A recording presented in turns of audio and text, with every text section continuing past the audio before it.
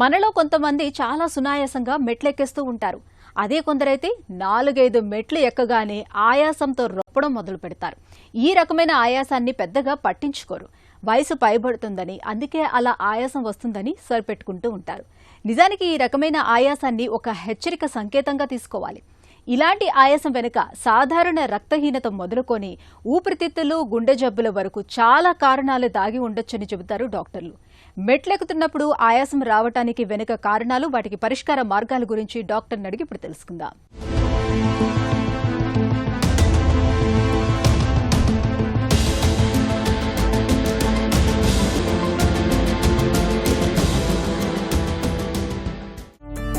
మెట్లు ఎక్కగానే ఆయాసం రావడం సాధారణమేనా, లేక ఏదైనా వ్యాధికి సంకేతమా? వేగంగా మెట్లెక్కినప్పుడు కానీ, లేదంటే శారీరక శ్రమ లేనటువంటి వ్యక్తుల లోపల మెట్లెక్కినప్పుడు ఆయాసం రావడం అనేది సర్వసాధారణమే. కానీ ఇది గుండె సమస్యలు ఉన్నటువంటి వ్యక్తుల లోపల కానీ, ఊపిరితిత్తుల వ్యాధులతో బాధపడుతున్నటువంటి వ్యక్తుల లోపల కానీ, రక్తము తక్కువ ఉన్నటువంటి వ్యక్తుల్లో, అంటే రక్తం లోపల హీమోగ్లోబిన్ తక్కువ ఉన్నటువంటి వ్యక్తుల్లో, అంటే దీన్నే వైద్య పరిభాష లోపల ఎనీమియా అంటాము, రక్తహీనత అంటాము. సో ఇలాంటి వ్యక్తుల లోపల కానీ, ఫిట్నెస్ లేనటువంటి వ్యక్తుల లోపల కానీ ఇది సర్వసాధారణం కాదు. వేగంగా మెట్లెక్కినప్పుడు శారీరక శ్రమ లేనటువంటి వ్యక్తుల లోపల సాధారణంగా ఆయాసం వచ్చేటటువంటి అవకాశం ఉంటుంది. గుండె జబ్బు ఆయాసానికి, ఊపిరితిత్తుల ఆయాసానికి మధ్య తేడాను ఎలా గుర్తించాలి? గుండె సమస్యల వల్ల వచ్చే ఆయాసానికి, ఊపిరితిత్తుల సమస్యల వల్ల వచ్చే ఆయాసానికి తేడా ఉంటుంది. ముఖ్యంగా గుండె సమస్యల వల్ల వచ్చే ఆయాసానికి ఈ ఆయాసం అనేది నడిచినప్పుడు కానీ, మెట్లెక్కినప్పుడు కానీ, పడుకున్నప్పుడు కానీ దమ్ము లేదా ఆయాసం వచ్చేటటువంటి అవకాశం ఉంటుంది. ఇలాంటి ఆయాసంతో పాటు ఛాతీలో నొప్పి రావడము, గుండె దడగా ఉండడము, అదేవిధంగా ఈ కాళ్ళలో, పాదాల లోపల వాపు రావడం అనేటటువంటిది ఉంటుంది. ఊపిరితిత్తుల సమస్యలు ఉన్నటువంటి వ్యక్తుల్లో ఆయాసంతో పాటు, అంటే ముఖ్యంగా ఈ నడిచినప్పుడు, మెట్లెక్కినప్పుడు ఆయాసం అనేటటువంటిది వస్తుంది. అదే కాకుండా వీళ్ళ లోపల దగ్గు ఉంటుంది, దగ్గుతో పాటు తెమడ వస్తుంది, ఛాతీ పట్టేసినట్లు బరువుగా ఉండడము, పిల్లి కూతలు ఎక్కువగా ఉంటుంది. అదేవిధంగా జ్వరము తీవ్రంగా ఉంటుంది. ఈ జ్వరం అనేటటువంటిది ముఖ్యంగా ఛాతీలో ఇన్ఫెక్షన్స్ ఉన్నప్పుడు జ్వరం అనేటటువంటిది వస్తుంది. దగ్గినప్పుడు కానీ, తుమ్మినప్పుడు కానీ ఛాతీలో నొప్పి రావడము, దీన్నే ప్లూరైటిక్ చెస్ట్ పెయిన్ అంటాము. ఇది ఊపిరితిత్తుల సమస్యలు ఉన్నటువంటి వ్యక్తుల లోపల ఆయాసంతో పాటు ఈ విధమైనటువంటి లక్షణాలు ఉంటాయి. ఆయాసంతో పాటు ఛాతీ నొప్పి, కాళ్ళు వాపు ఉంటే గుండె జబ్బుగా అనుమానించవచ్చా? ఆయాసంతో పాటు ఛాతీలో నొప్పి, గుండె దడ, దగ్గు రావడము, కాళ్ళల్లో వాపు ఉండడము, ఇలాంటి లక్షణాలు గుండె జబ్బుల సమస్యలను తెలుపుతుందన్నట్టు.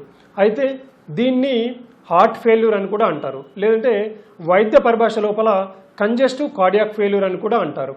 అదేవిధంగా ఊపిరితిత్తుల సమస్యలు ఉన్నటువంటి వ్యక్తుల లోపల కూడా, ముఖ్యంగా ఈ బీడీ కానీ, సిగరెట్ కానీ తాగేటటువంటి వ్యక్తుల లోపల దీర్ఘకాలిక ఊపిరితిత్తుల వ్యాధులు వచ్చేటటువంటి అవకాశం ఉంటుంది. దీన్నే వైద్య పరిభాష లోపల క్రానిక్ అబ్స్ట్రక్టివ్ పల్మనరీ డిసీజ్ అంటాము. సో ఈ వ్యాధి తీవ్రంగా మారినప్పుడు వారి లోపల నడిచినప్పుడు, మెట్లెక్కినప్పుడు కానీ, కూర్చున్నప్పుడు కూడా, అంటే చిన్న చితక పనులు చేసినా కూడా ఆయాసం వచ్చేటటువంటి అవకాశం ఉంటుంది. అదే కాకుండా కాళ్ళ వాపు, గుండె దడ ఉండేటటువంటి అవకాశం ఉంటుంది. ఆయాసానికి కారణాన్ని తెలుసుకోవడానికి ఎలాంటి పరీక్షలు చేస్తారు? ఆయాసం అనేటటువంటిది ముఖ్యంగా గుండె జబ్బుల మూలంగా కానీ, ఊపిరితిత్తుల జబ్బుల మూలంగా కానీ వస్తుంది. కాబట్టి గుండె జబ్బులను నిర్ధారించడానికి ఈసీజీ చేయాల్సి ఉంటుంది. దీంట్లో గుండె స్పందనను, రిథమ్ ఎలా ఉంటుందో తెలుసుకోవచ్చు. అదేవిధంగా 2D ఈకో చేయాల్సి ఉంటుంది. దీంట్లో గుండె యొక్క నిర్మాణము, పనితీరు ఎలా ఉందో తెలుసుకోవచ్చు. అదే కాకుండా ట్రెడ్మిల్ లోపల నడిచినప్పుడు గుండె సమస్య ఏమైనా ఉంటుందా లేదా తెలుసుకోవచ్చు. అదేవిధంగా శ్వాస కష్టమవుతుందా లేదా కూడా చూడొచ్చు. అదేవిధంగా ఊపిరితిత్తులకు సంబంధించినటువంటి ఆయాసాన్ని తెలుసుకోవడానికి ఛాతీ ఎక్స్రే చేయాల్సి ఉంటుంది. ఈ ఛాతీ ఎక్స్రే లోపల ఊపిరితిత్తుల సమస్యలు ఏమైనా ఉన్నాయో తెలుసుకోవచ్చు. అదేవిధంగా ఒకవేళ దీంట్లో స్పష్టంగా కనిపించకపోతే ఛాతీ సిటీ స్కాన్ చేయాల్సి ఉంటుంది, అంటే చెస్ట్ సిటీ స్కాన్ చేయాల్సి ఉంటుంది. దీనిలో ఊపిరితిత్తుల సమస్యలను చాలా స్పష్టంగా చూడొచ్చు. ఈ ఊపిరితిత్తుల సామర్థ్యాన్ని తెలుసుకోవడానికి ఊపిరితిత్తుల సామర్థ్య పరీక్ష, అంటే పల్మనరీ ఫంక్షన్ టెస్ట్ ఉంటుంది.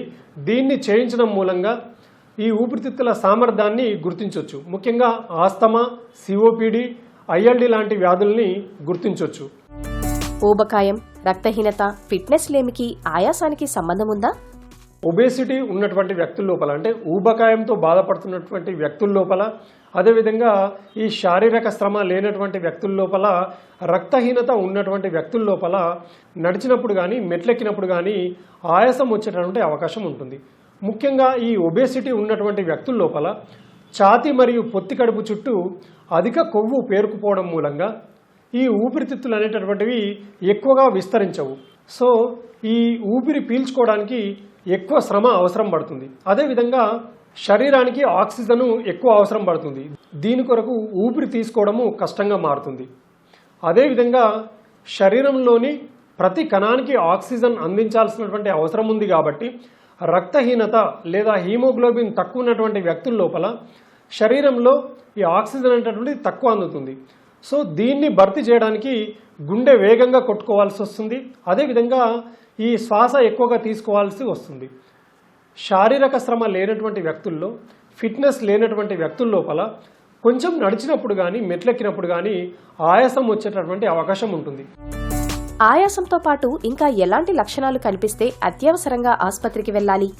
ఎవరిలో అయితే ఆయాసంతో పాటు కన్ఫ్యూజన్గా ఉంటున్నారో, అంటే ఆందోళనగా ఉంటున్నారో, లేదంటే మూడ్ చేంజ్ అయినప్పుడు, అంటే మత్తుగా ఉన్నప్పుడు కానీ, అదేవిధంగా ఈ శ్వాస తీసుకోవడం చాలా కష్టంగా మారినప్పుడు కానీ, బీపీ పడిపోతున్నప్పుడు కానీ, ముఖ్యంగా సిస్టోలిక్ బ్లడ్ ప్రెషర్ 90 కంటే తక్కువగా పడిపోతున్నప్పుడు కానీ, డయాస్టోలిక్ బ్లడ్ ప్రెషరు 60 కంటే తగ్గిపోతున్నప్పుడు కానీ, అదేవిధంగా ఈ పెదాలు కానీ లేదంటే చేతి వేళ్ళు కానీ నీలం రంగులోకి మారినప్పుడు కానీ, ఛాతిలో నొప్పి రావడము, అదేవిధంగా ఈ ఎడమ చేతి లాగడం కానీ, ఇలాంటి సందర్భంలో కానీ, అదేవిధంగా ఆక్సిజన్ సాచురేషను 90 కంటే తక్కువగా ఉన్నప్పుడు కానీ ఖచ్చితంగా హాస్పిటల్కు వెళ్లాల్సినటువంటి అవసరం ఉంటుంది.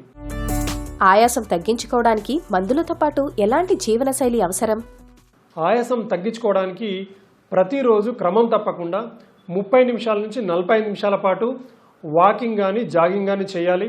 అదేవిధంగా ప్రతిరోజు క్రమం తప్పకుండా యోగా, మెడిటేషన్ చేసినట్లయితే బాగుంటుంది. అదేవిధంగా సమతుల ఆహారం తీసుకోవడము, ఒత్తిడి తగ్గించుకోవడానికి యోగా, మెడిటేషన్ అలవాటు చేసుకోవడము, దుమ్ము ధూళి ఉన్నటువంటి ప్రదేశాల్లో ఉండకుండా ఉంటే బాగుంటుంది.